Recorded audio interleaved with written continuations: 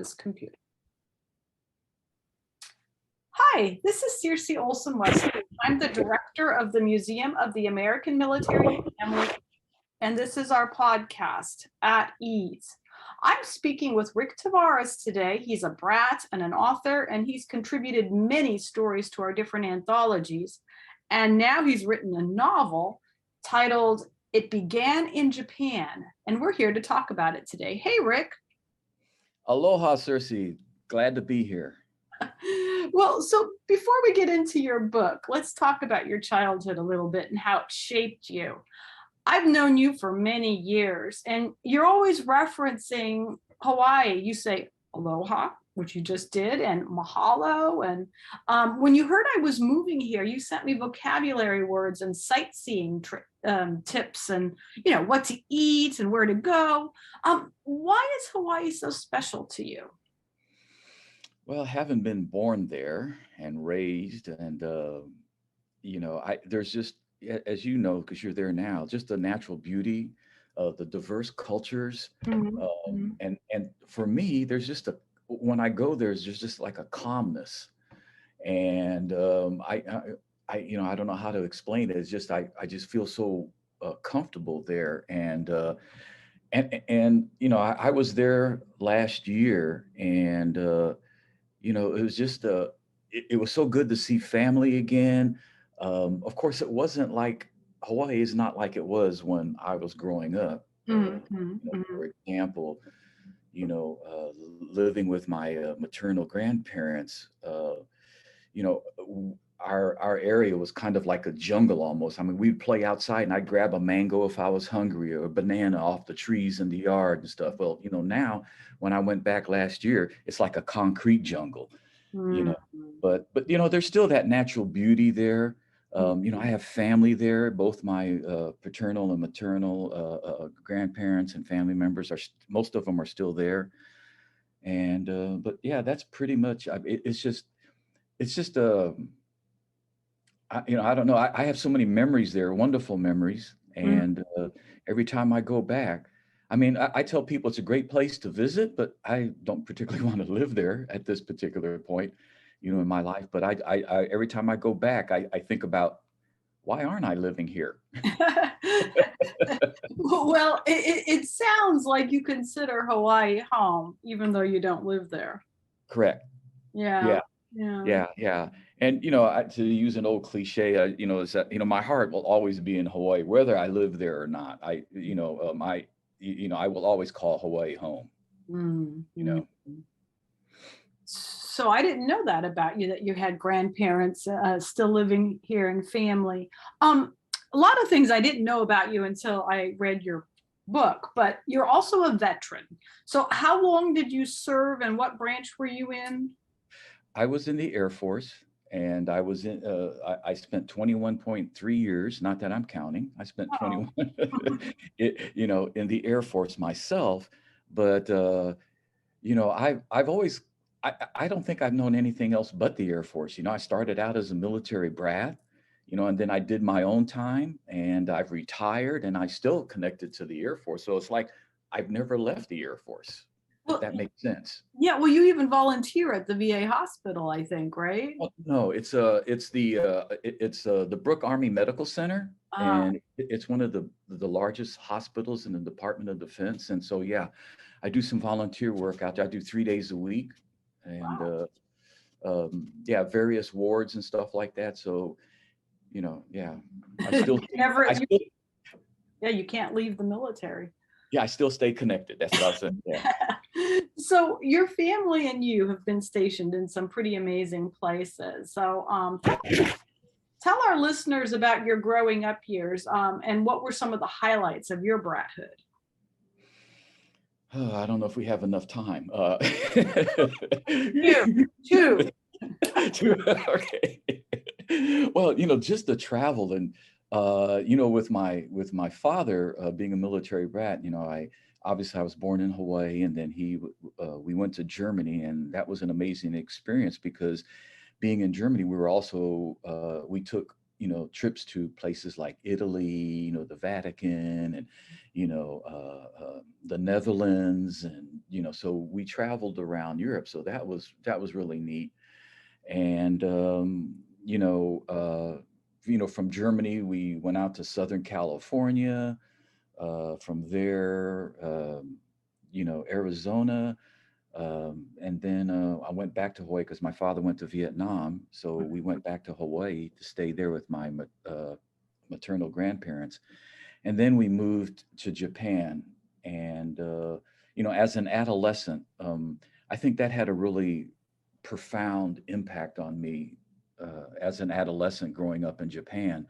It was kind of it kind of formed my worldview, where, as military brats, we're a microcosm of our society, and, we're not monolithic. And that's when I got in touch with all of that, being an adolescent.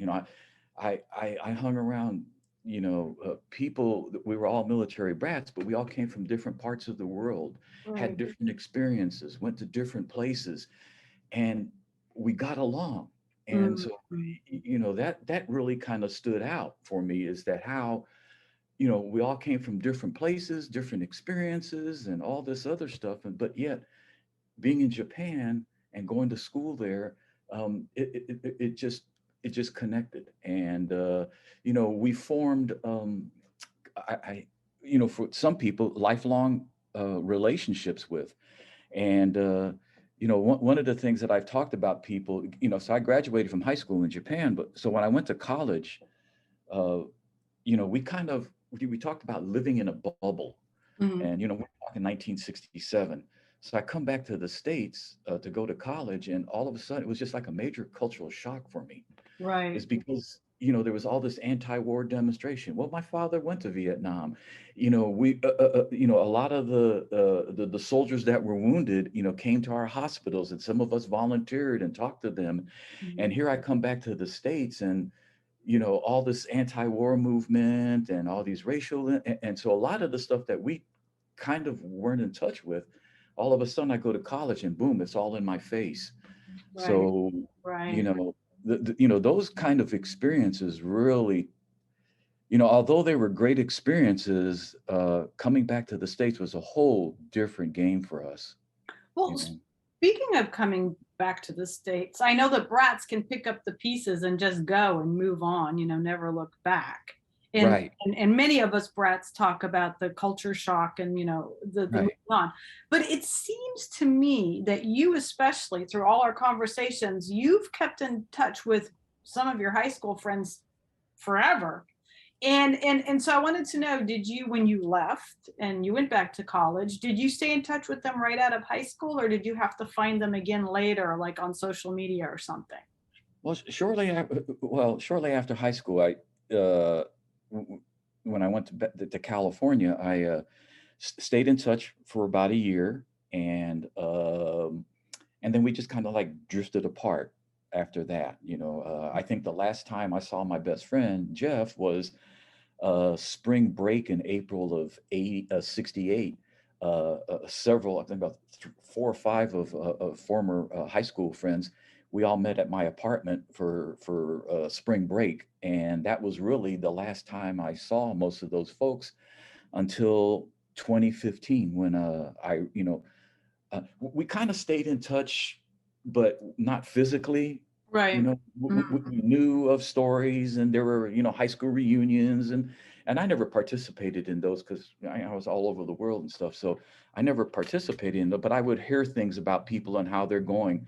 So I didn't physically see anybody really until 40 years later in 2015, when I went up to visit them in Seattle.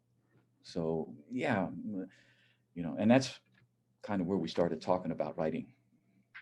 Yeah. So just very quickly, so how was it seeing them after 40 years? Were they old? We all are. Yeah. If I could tell this real quick story, there was Yeah. this guy, Greg. Um, it was funny because we were talking about this. He was like awesome football player. He was a great guy, but he was just like, he was all Far East and everything, offense, defense. He was just a great football player. So when I was going, I had this vision of God. Greg was like, 6'2", like 225, and I wonder what he's like now. So when he walks into the door, when I go to Seattle, he walks in the door, I'm looking down at him, and Wow. I'm going, Uh-huh. oh wow, what happened? And I kept staring at him and staring at him like I had envisioned him a certain way. Mhm. And so I finally said to him, hey, look, dude, you may be wondering why I'm staring at you. I said, let me tell you. And he goes, yeah. I said, and you've grown some, right? And I go, yeah, no, not really. I said, I've been the same height. I was in high school, it's the same height I am now, 6 foot. And I said, it was just an amazing that you see these transformations or you had these stereotypes or images of what they Right, were like right, in high right. school, and you see them, and it's like, nah, you See, know. that's why I don't go to reunions, because I want everybody to remember me at 16. Well, Yeah. so listen, let's talk about It Began in Japan. I Yes. I said that this was, your first, I think I said that this was your first book.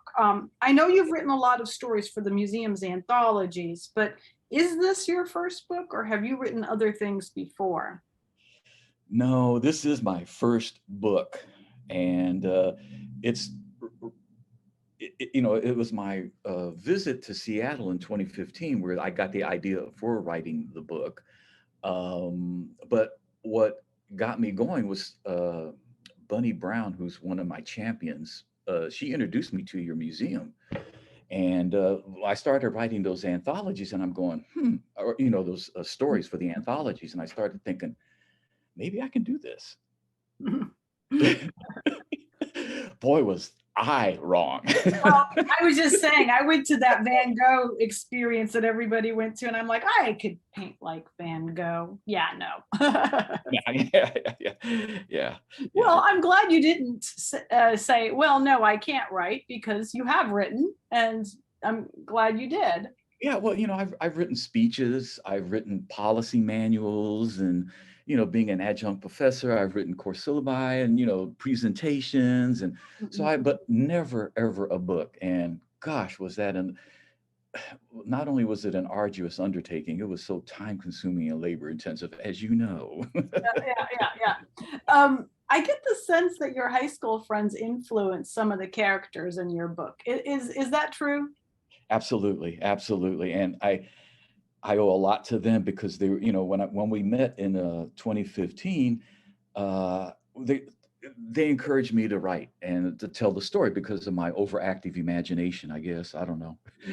And so I went back to San Antonio and I got to thinking about it. So I wrote a prologue and I had an idea of what my story was going to be.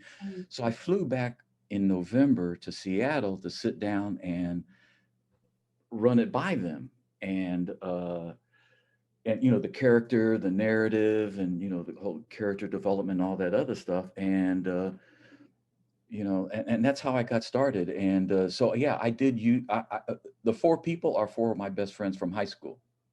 Well, But three. well, being clear, it is a fiction work. We want to, so that people don't think Yes. when they're reading the book that this really happened, because Yes. The operative word is fictional. Yes. there is a lot of material, but you can tell there's a lot of material from your own brathood and growing up. So what I want you to do is just give us a tiny little bit, without giving away any of the story. Give us a little tiny bit of what is the book about. Well, the essence of the book is really contained in the prologue and the quote. And the quote is, "The relationship between military brats can't be broken, regardless of the years, miles, or circumstances that separates them." So it's really about a story of four teenagers with varied backgrounds, navigating, the complexities and the nuances of life, and um, with the idea that because of their friendship and it's grown over the years, they pretty much will do anything to help each other out. So it just so the narrative basically is just following. It chronicles the story of these four people, uh, Mm-hmm. over a 50-year period. Yeah, Yeah. but it is an action adventure kind of thing as well. So it's kind of, yeah, because I don't want people to think it's a memoir. It's a No, novel. It's a no. novel with some fast fast-paced pieces, fast pacing, there, something like that. Um, so when writing a mystery or a whodunit kind of book, do you find it hard to figure out all the pieces and parts of the plot so they're believable and followable? And that would be hard for me. I have very little imagination. Well, for these kinds of things, yeah. Yeah, yeah. Well, initially I just wanted to write a story about military brats, but they said, "Oh, that's not going to sell. You need to tell the murder mysteries. Those are the one that sell." So I go, okay. So as I started formulating the narrative, man, it was very difficult, and Mhm. you know, but one of the things I wanted to do writing a fictional murder mystery is I wanted to make the narrative as authentic as possible. Mhm. For example, I use Adam, the character Adam and Elizabeth go on their first date to this King and I restaurant, which is a Thai restaurant. Mhm. And during a certain period of time, I don't recall what year it Mhm. was. Mhm. So I go on the internet and Google the King and I in Belleville, Thai restaurant, and the first thing I see is it's closed. I'm Oh, going, oh my God. So I have to go back and research this. Okay, was it closed during this time period? right, right. No, that's good. That's good work because, Yeah. I would be asking, huh, this sounds like such a great restaurant. Wow. Oh, it didn't even exist back then, it's a new modern one, so yeah, no, that's good. That's really, really good. Um, Yeah. so when you wrote this book, do you do an outline so you know how it's going to flow? Like chapter one is this and chapter two, or do you just write? Like some people are outliners and some people are wingers. What are you? Oh, this is going to sound so arrogant. I'm a winger. Well, I don't know. I mean, winger is not even a word, I doubt, but Well, you actually, just, I would say I'm partially I'm a winger because never having written a book before, I decided, well, I'm going to take a master class by James Patterson. Probably one of the most prolific best-selling novelists we have. So I took a master class, and one of the things he said in this master class is he does an outline. Now, it's not a very detailed outline, but he mm, does an outline. mm, And then, they look at the outline, they massage the outline, and then he starts writing. mm, mm. I thought, well, that's a good idea, and I started to do that, and it just didn't work for me, Ah, for whatever the reason. And the arrogant part of all of this is my outline was in my head. I knew the story. I knew what I wanted to tell, mhm, mhm, which probably made it a little more difficult for me when I was writing the story mhm, because one of my idiosyncrasies mhm, is that um, is I let things like, for example, I'll see a movie, I'll read a book, mhm, mhm, watch a TV show, mhm. or talk to somebody, whatever, and I get this idea like, oh, I can add that to the book, or I can make an adjustment and it could fit in the book. Ah, So I have to shift and do things. And so that was one of the things that created confusion. If I had an outline, I probably wouldn't have done that and stuck to the outline. right. You know, When you're writing about dogs and cats, you can't keep throwing in unicorns and rabbits. exactly, exactly. And that's what I was doing. Well, but yeah, well, anyway. So I think you've already started to tell us what is the hardest thing about starting a book is staying focused. But what was the hardest thing for you about starting the book? And then conversely, what was the easiest thing about writing the story? Well, I think I mentioned to you that, I started writing in the first person and then listening to certain people, they said, no, most books are in third person and stuff like that. And I go, oh, okay. I guess the hardest part is that I've never written a book before and I really didn't know what I was getting into. Writing articles, I got that. I'm okay with that, but writing a book was so different.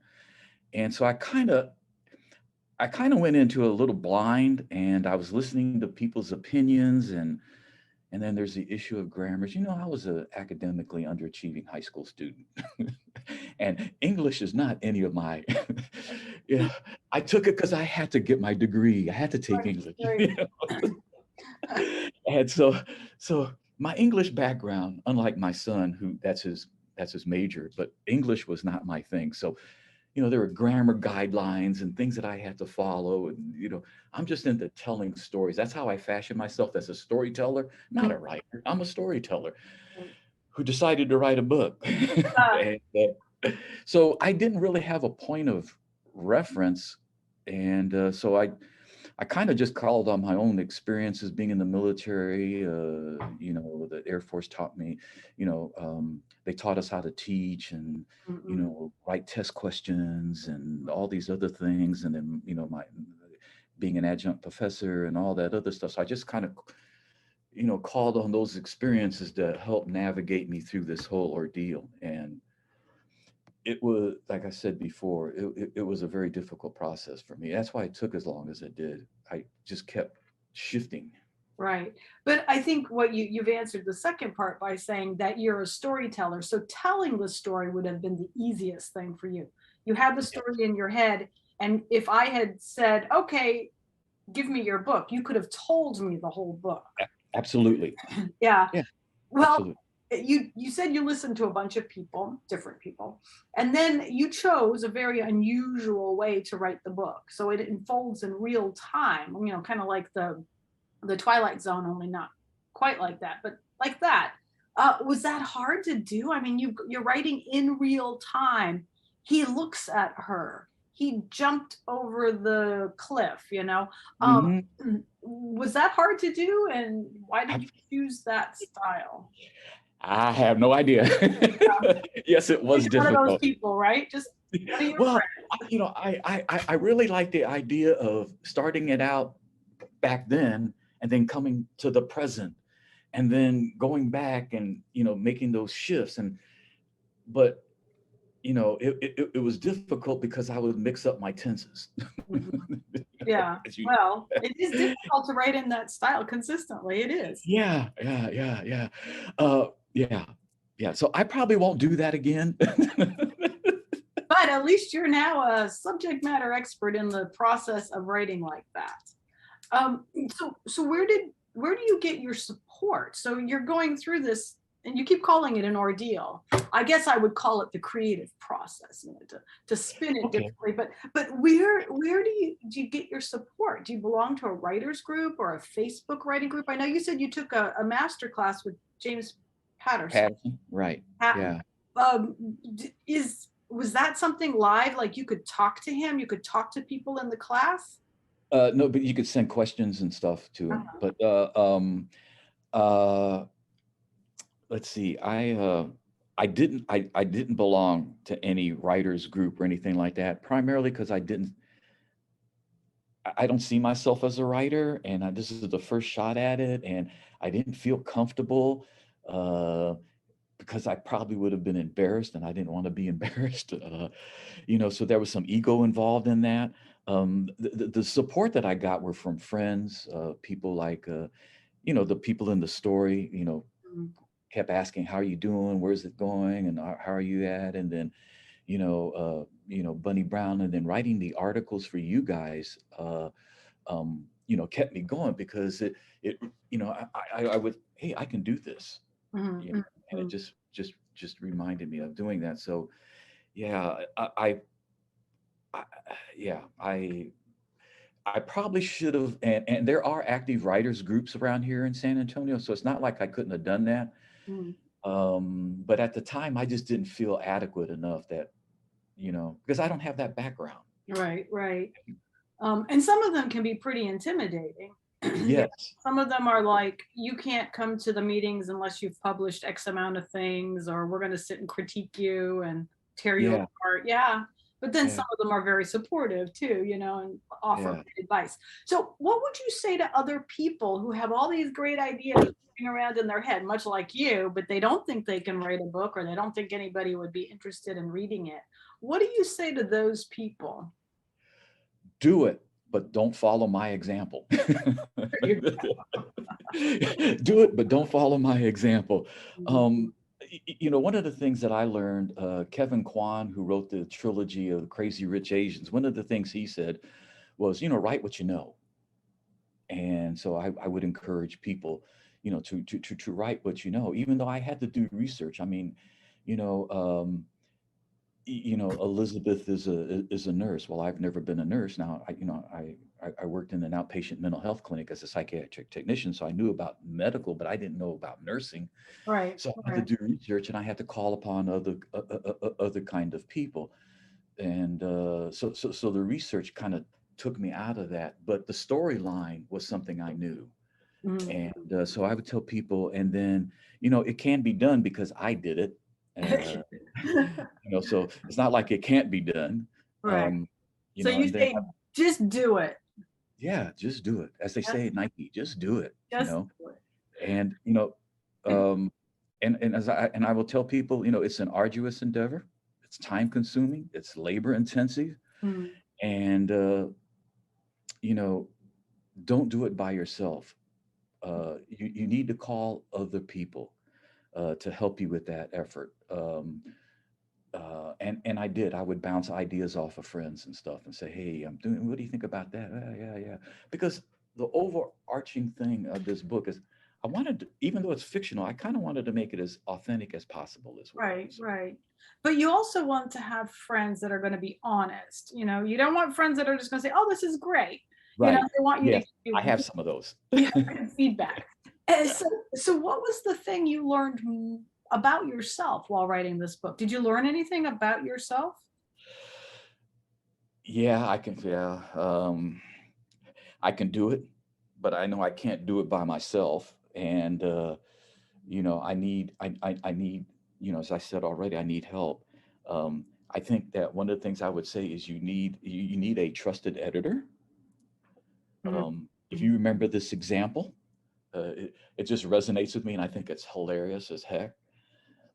When I first gave you my draft, and you said, "Rick, how many 16-year-olds do you know that use the word serendipitous?" Well, I didn't want to mention that I had And I go, "Good point." yeah. You need somebody like that that's going to say, "Hey, dude, really? Serendipitous for a 16-year-old?" And there were other things you said, but I thought that was hilarious. So yeah, I like that. And I think that people need to take a look at, going into this. I knew I could tell a story, but I didn't know if I could write it. So I'd had to look at, what are my strengths and weaknesses in this process, and then where it's my weakness, I need to find somebody that's their strength, Right, because then that would make my weakness, a little stronger. So, right. I would say you need to do a little bit of that, and then, be flexible with your time. Mm, That it is labor intensive, it is time consuming, and if you're going to really do like I would write for an hour or two or maybe three, depending on how it's going, and then I'd put it off and go do something else, and then come back, and then I'd change it again, or I get an idea, and so it's going to take time. Well, it did for me, so well, yeah, no, I think what you're saying is it required discipline too. I mean, self-discipline. Mhm. You had to sit and actually do the work. It wasn't just Yeah, like you sit there and write a blog that's spontaneous. You had to do right, it. right.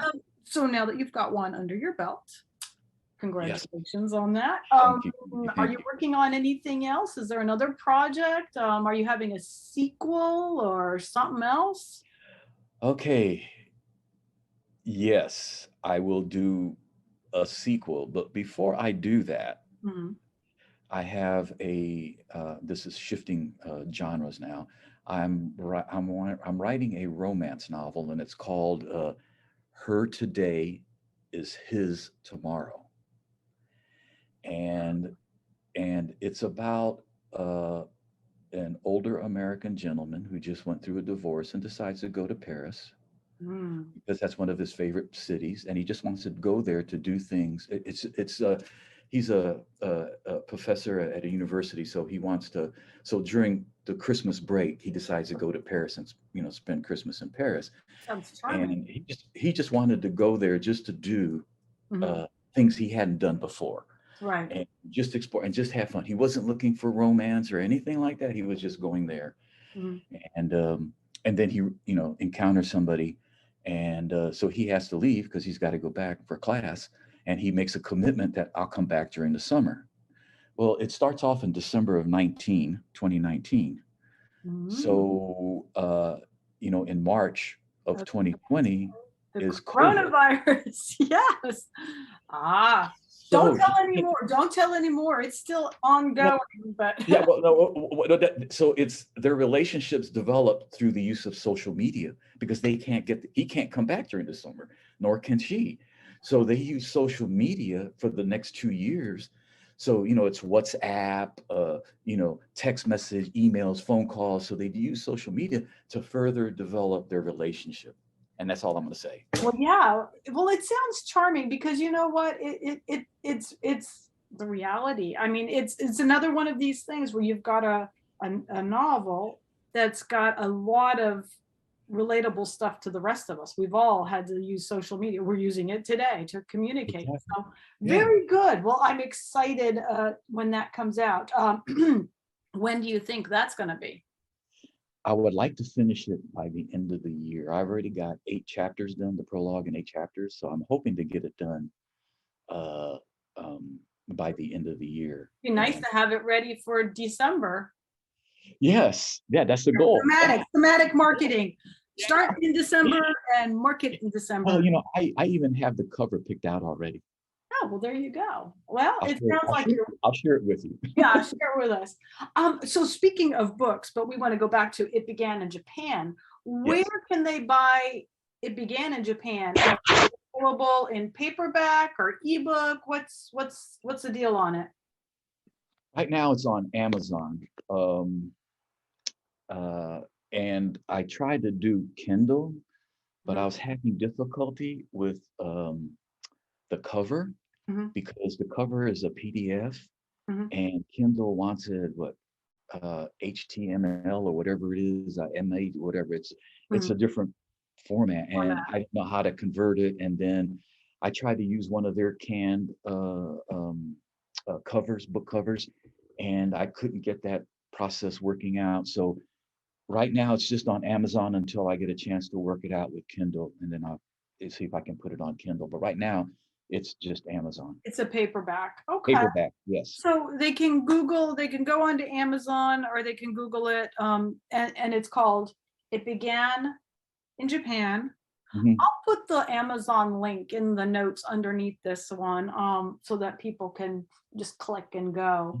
I think you may know one of the interesting things too is that they ask you, certain words that if people were to look up your book, there Mhm, would be certain words. So I put things like military brat. I mhm, put Japan, Yokota Air Base, Johnson High School. mhm. So I did things like that people could, if Like they search things, like if people sure. are in the middle of the night, get up and say, boy, I wonder if there's anything out there about Johnson High School, and then Right. that'll bring up your book. Yes.